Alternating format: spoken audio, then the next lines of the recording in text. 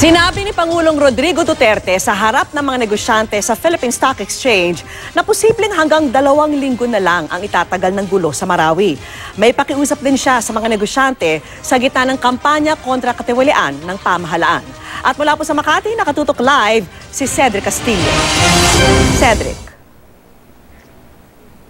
Yes, Vicky, mula ng mahalal ngayong araw ang unang pagkakataon na pumunta dito sa Philippine Stock Exchange sa Makati City si Pangulong Rodrigo Duterte at sa schedule nga, sa official schedule ay 3:30 PM kanina. Nakatakda siyang dumating sakto dapat do sa pagtunog ng closing bell ng trading session ngayon. Pero hindi na ito inabutan ni Duterte dahil dumating siya pasado alas 4:30 na. Nagkaroon na lamang ng ceremonial ringing ng bell para kay Pangulong Duterte. At pumisita si Duterte para sa 10th anniversary of the listing ng kumpanyang Phoenix Petroleum. Sa kanyang talumpati, tiniyak ng Pangulo na bukod sa droga ay tinututukan din niya ang laban kontra naman sa corruption. Kaya ang pakiusap niya sa mga negosyante, huwag raw manunuhol sa mga taga-gobyerno at huwag papasok sa mga kaduda-duda di umanong deals o kontrata sa pamahalaan. Ayon sa kanya, hindi naman niya linya ang finance at business. Ang gusto lang daw niya dati ay maging abogado, particularly sa criminal law. Kaya raw sa law and order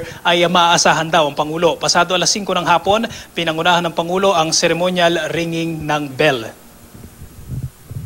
The slightest termination of grab, sabihin mo na kaagad, alam mo ninyo, hindi ko kaya talaga ako lang.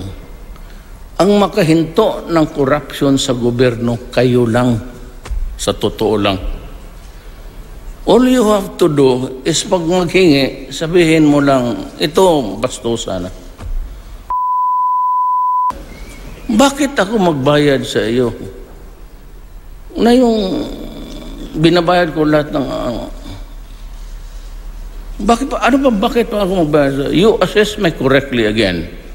And I'll pay government, not you.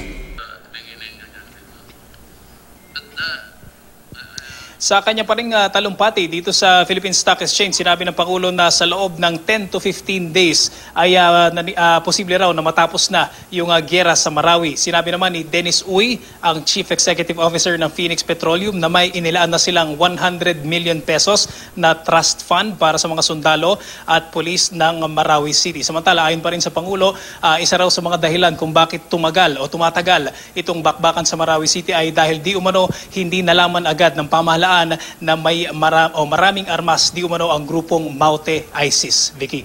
Maraming salamat sa iyo, Cedric Castillo.